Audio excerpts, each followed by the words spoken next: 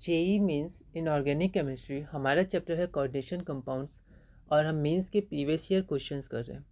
अगला अगला हमारा क्वेश्चन है question number 140। Nickel combines with a uni negative monodentate ligand to form a diamagnetic complex. तो NiL4 जहाँ L हमारे पास एक uni negative monodentate ligand. JEE means inorganic chemistry हमारा चैप्टर है कोऑर्डिनेशन कंपाउंड्स और हमारा टॉपिक है हाइब्रिडाइजेशन। अगला क्वेश्चन है question number 140। Nickel combines with a uni negative monodentate ligand to form a diamagnetic complex NiL4। तो यहाँ L जो है हमारा वो लिगेंड है, यूनी नेगेटिव और मोनोडेंटेट है। The hybridization involve and the number of unpaired electrons.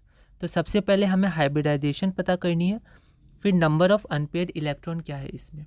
यह क्वेश्चन 2014 में आया था। 4 ऑप्शन है आपके पास, एक बार आप इसे ट्राई करिए फिर हम आगे बढ़ते हैं। तो यहाँ पर हमारे पास Ni2+ है और 3D8 है। अब क्योंकि ये डायमैग्नेटिक है दिया हुआ है तो इसमें पेयरिंग हो जाएगा, तो यहाँ पर एक ऑर्बिटल बच जाएगा D का। और क्योंकि यहाँ पर L4 है, कोऑर्डिनेशन नंबर 4 है, तो यहाँ पर एक ही D ऑर्बिटल चाहिए तो DsP2 हो जाएगा और अनपेयर्ड इलेक्ट्रॉन आपका 0 है तो DsP2 और 0। अगला क्वेश्चन है question number 141। The structure of which of the following chloro species can be explained on the basis of DsP2 hybridization. यह क्वेश्चन 2013 में आया था और सिमिलर क्वेश्चन 2012 में भी आया था।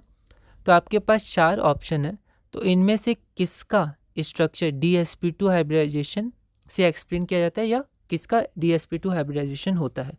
एक बार आप इस क्वेश्चन को ट्राई करिए फिर हम लोग आगे बढ़ते हैं। तो यहाँ पर Pd2+, Fe2+, CO2+ और Ni2+, सबका यहाँ पर कॉन्फ़िगरेशन मैंने लिख दिया 4D8, 3D6, 3D7, 3D8।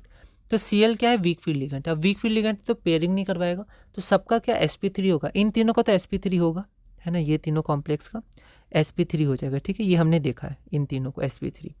यहाँ भी तो वही हो रहा है, Cl वीक फील्ड लिगेंड है, तो क्या इसका भी sp3 होगा। अगर इसका भी sp3 होगा तो ऑप्शन कोई बचा ही नहीं, DsP2 किसका होगा। तो यहाँ एक नोट आपको ध्यान रखना है, in case of heavier metals मतलब 4D series 5D series like palladium 4D series में the CFSE crystal field splitting energy, इसको हम अगले टॉपिक में देखेंगे।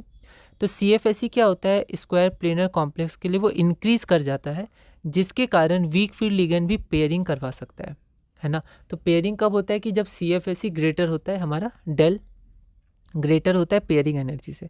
तो हायर जो हमारा हैवियर एलिमेंट्स होते हैं, ठीक है, 4D सीरीज़ के, तो उसमें जो डेल होता है वो ज़्यादा हो जाता है, CFSE ज़्यादा हो जाता है पेयरिंग एनर्जी से, तो वीक फील्ड लिगेंड भी पेयरिंग करवा सकते हैं। और अगर ये पेयरिंग करवा देंगे तो आपका इनर ऑर्बिटल कॉम्प्लेक्स बन जाएगा DsP2 जो पूछा गया, तो आपका आंसर हो जाएगा ऑप्शन नंबर ए।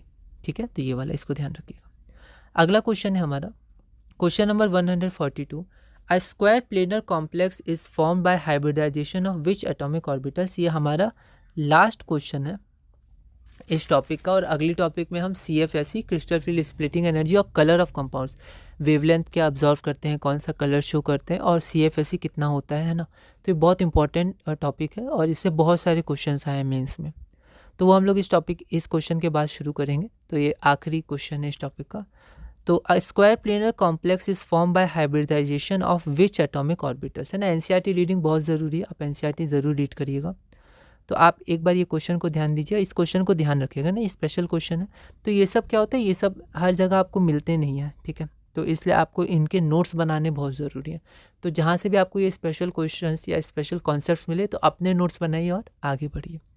एक बार आप इस क्वेश्चन को ट्राई करिए फिर हम लोग आगे बढ़ते हैं। तो यहाँ पर जो हमारा स्क्वायर प्लेनर कॉम्प्लेक्स होता है वो क्या होता है, DsP2। ओके, अब D के तो 5 ऑर्बिटल होते हैं, DXY, DYZ, DXZ, DX² - y², DZ²।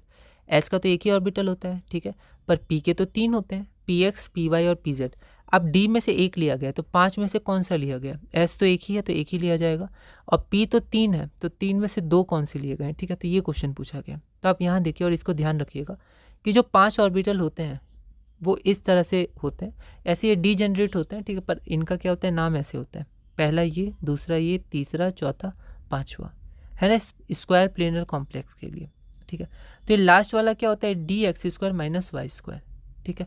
तो जो हमारा डी ऑर्बिटल, एक डी ऑर्बिटल होता है dsp2 में, तो जो वो डी होता है वो ये वाला होता है, dx² माइनस y² वाला, ओके। और ये हमारा s हो गया, और px, py और pz, ठीक।